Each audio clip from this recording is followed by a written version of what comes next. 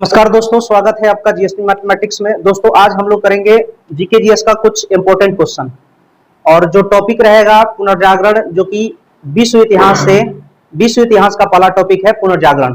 तो पुनर्जागरण का मैंने कुछ क्वेश्चन लिखा है जो कि इंपॉर्टेंट क्वेश्चन है। ये जो है लुसेंट से है, तो आइए इसको शुरू करते हैं। ठीक है, चलिए पहला क्वेश्चन है आज का मेरा। पुनर्जागरण का प्रारंभ इटली के किस नगर को माना जाता है? किस नगर को? फ्लोरेंस नगर। तो हम यहां पर लिख देते हैं भैया फ्लोरेंस नगर। चलिए पहला क्वेश्चन हो गया कि पुनर्जागरण का प्रारंभ इटली के किस नगर को माना जाता था? फ्लोरेंस नगर। दूसरा क्वेश्चन, पुनर्जागरण का अग्रदूत किसे माना जाता है? इटली के महान कवि दांते। नहीं, तो यहां पर लिख लीजिए कि भाई इटली के महान कवि दांते। और इनका जीवनी कब से कब तक था भैया?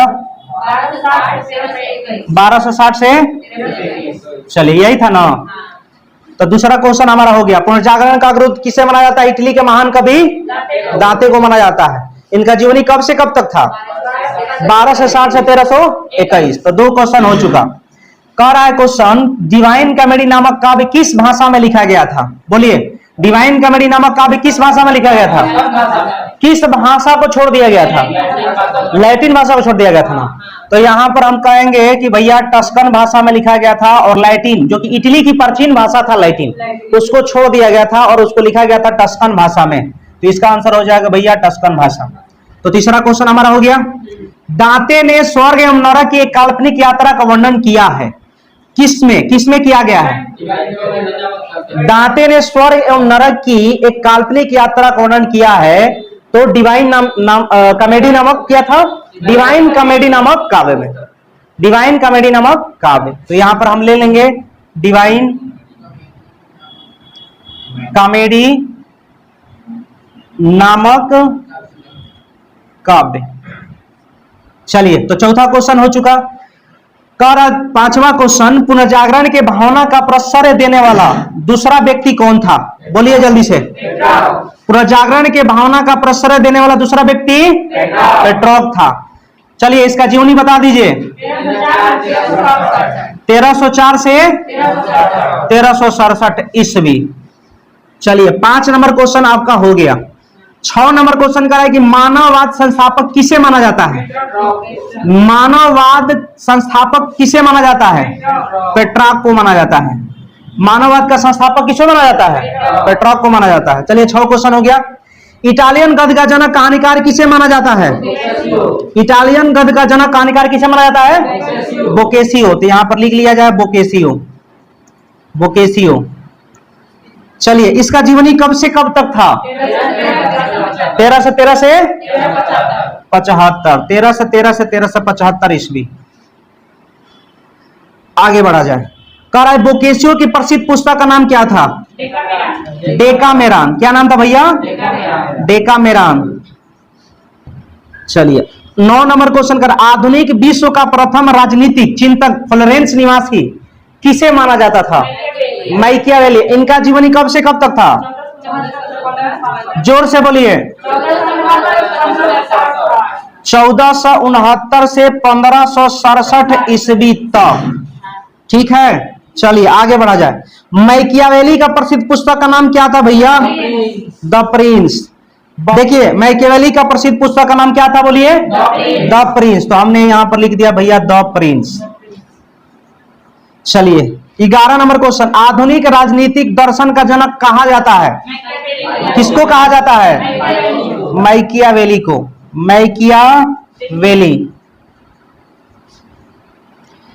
11 नंबर क्वेश्चन हो गया। कह रहा है क्वेश्चन, पुनर्जागरण की भावना की प्रौढ़ अभिव्यक्ति इटली के 3 कलाकारों की कृतियों से मिलती है। वह इटली के 3 जो कलाकार थे उनका क्या क्या नाम था? जोर से बोलिए और एक साथ बोलिए। बहुत बढ़िया। तो इसका आंसर हो जाएगा भैया लियोनार्दो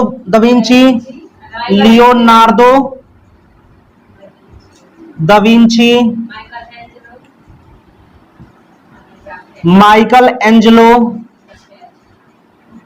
और राफेल नडाल। देखिए माइकल एंजेलो हो गया भैया, आउट आउट हो रहा था, तो यहां पर हो जाएगा राफेल नडाल। आगे बढ़ा जाए, लियोनार्डो दा विंची था, देखिए क्या क्या था, बोलिए जल्दी से। चित्रकार, मूर्तिकार, इंजीनियर, वैज्ञानिक, दार्शनिक, कवि और गायक। बहुत बढ़िया। तो भैया लियोनार्डो विंची जो था मल्टी टैलेंटेड पर्सन था, वह मूर्तिकार था, चित्रकार था, इंजीनियर था, वैज्ञानिक था, दार्शनिक था, कवि और गायक था। चलिए, तो यहां पर लिखने की जरूरत नहीं है, हमने बोल दिया है 13 नंबर क्वेश्चन का, एक बार फिर से बोल देते हैं। लियोनार्डो विंची जो था चित्रकार, मूर्तिकार, इंजीनियर, वैज्ञानिक, दार्शनिक, कवि और गायक था। लियोनार्डो विंची किस पुस्तक के लिए प्रसिद्ध था? बोलिए। द लास्ट सपर और मोनालिसा। तो यहां पर इसका हम लिख देते हैं, द लास्ट सपर और भैया मोनालिसा। आगे आ जाइए, माइकल एंजेलो क्या थे? बोलिए जोर से, माइकल एंजेलो क्या थे? चित्रकार, चित्रकार और मूर्तिकार।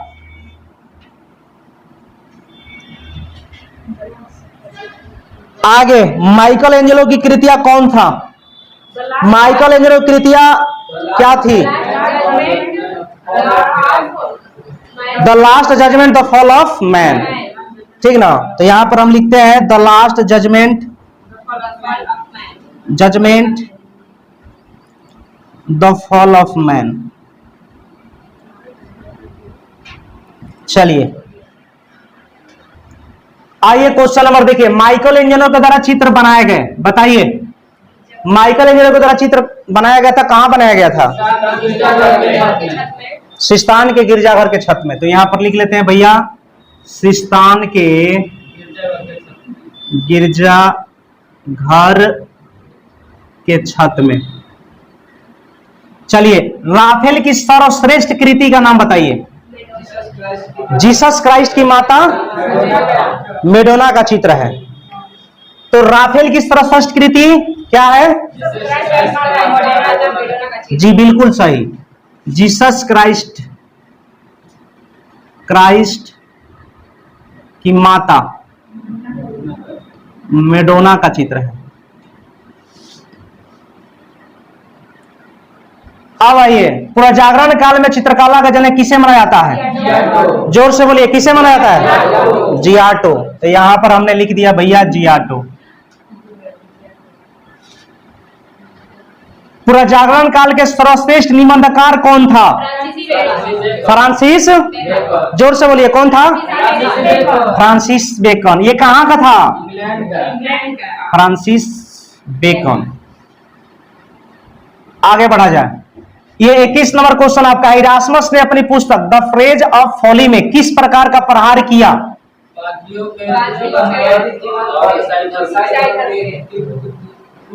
पादरियों का अनैतिक जीवन और ईसाई धर्म के कुरीतियों पर प्रहार किया। सही है। तो यहां पर क्वेश्चन करा, अच्छी बताइएगा, इरास्मस जो है कहां का निवासी था? हॉलैंड का निवासी। कहां का निवासी था? हॉलैंड का। तो इरास्मस ने अपनी पुस्तक द फ्रेज ऑफ फॉली में किस पर प्रहार किया था भैया? तो लिख देते हैं यहां पर, पादरियों के अनैतिक जीवन, अनैतिक जीवन और ईसाई धर्म के कुरीतियों पर प्रहार किया, कुरीतियों पर प्रहार किया था। सही है। यहां पर लिखा हुआ था भैया, 22 नंबर क्वेश्चन हमारा था, टॉमस मूर, टॉमस मूर का पुस्तक का क्या नाम था? टॉमस मूर के पुस्तक का नाम क्या था? जोर से बोलिए। यूटोपिया। अच्छा, टॉमस मूर कहां का था? टॉमस मूर कहां का भैया था? इंग्लैंड का था। तो चलिए, ये 22 नंबर भी क्वेश्चन हो गया। चलिए क्वेश्चन नंबर भैया 24 देखिए, शेक्सपियर जो कि कहां का भाई निवासी था? इंग्लैंड का। शेक्सपियर की अमर कृति है, कितना अमर कृति था? तो भैया आंसर हो जाएगा Romeo and Juliet, Romeo and Juliet. आगे देखिए क्वेश्चन नंबर 25, आधुनिक प्रयोगात्मक विज्ञान का जन्मदाता किसे माना जाता था? Roger Bacon. अच्छा, रोजर बेकर कहां का था? रोजर बेकन ये इंग्लैंड का था। पृथ्वी सौर मंडल का केंद्र है, इसका खंडन किसने किया? कोपरनिकस। अच्छा, तो यहां पर हमने लिखा भैया कोपरनिकस, तो ये हमारा आंसर हो जाएगा कोपरनिकस।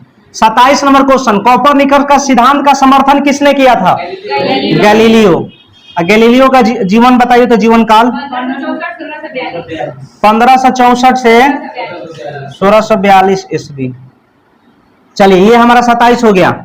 28 क्वेश्चन का ग्रह सूर्य के चारों तरफ चक्कर लगाते हैं, यह किसने बतलाया था? केपलर ने। इसका जीवनी बता दीजिएगा। 1571 से 30 1630 ईस्वी। आगे 29 नंबर, गुरुत्वाकर्षण के नियम का पता किसने लगाया? न्यूटन ने लगाया था। इनका बता दीजिए जीवनी कितना था? 1642 से 1726 ईस्वी। चलिए, 30 नंबर क्वेश्चन, धर्म सुधार आंदोलन का शुरुआत कब हुई? कहां हुई? इंग्लैंड में। तो भैया आंसर हो जाएगा 16वीं सदी इंग्लैंड। 31 नंबर, धर्म सुधार आंदोलन का प्रवर्तक कौन था? तो मार्टिन लूथर। ये कहां का था भैया? मार्टिन लूथर किंग जर्मनी का था। चलिए, 32 नंबर क्वेश्चन देखिए, कह रहा है कि धर्म सुधार आंदोलन का प्रातःकालीन तारा किसे कहा जाता था? तो किसे कहा जाता था प्रातःकालीन तारा? जॉन विक्लिफ को, और जो जॉन विक्लिफ का अनुयायी थे उनको क्या कहा जाता था? लोलार्ड्स। तो यहां पर लिखेंगे जॉन विक्लिफ, जॉन विक्लिफ। और भैया इसके जो अनुयायी होते थे, अनुयायी लोलार्ड्स कहलाते थे, लोलार्ड्स। अमेरिका की खोज किसने किया था भैया? Christopher Columbus. Christopher Columbus. कब? कोलंबस। अमेरिका का नाम अमेरिका किसके नाम पर पड़ा था? Amerigo Vespucci. अमेरिगो वेस्पुसी किसके नाम पर? वेस्पुसी। कहां के थे ये? इटली के। चलिए, प्रशांत महासागर का नामकरण किसने किया था भैया? मैगलन। मैगलन कहां का निवासी था? स्पेन का। बहुत बढ़िया। कहां का? स्पेन का। तो आंसर हो जाएगा मैगलन। अब लास्ट क्वेश्चन है आज का पुनर्जागरण टॉपिक का, ये लास्ट क्वेश्चन है, यानी टोटल इसमें 36 क्वेश्चन जो बना है। अब 36 नंबर क्वेश्चन कह रहा है कि समुद्री मार्ग से संपूर्ण विश्व का चक्कर लगाने वाला प्रथम व्यक्ति का नाम क्या था भैया? मैगलन। तो आज का सेवा यहीं पे समाप्त होता है, फिर मिलते हैं हम अपने नेक्स्ट वीडियो में। तब तक के लिए धन्यवाद।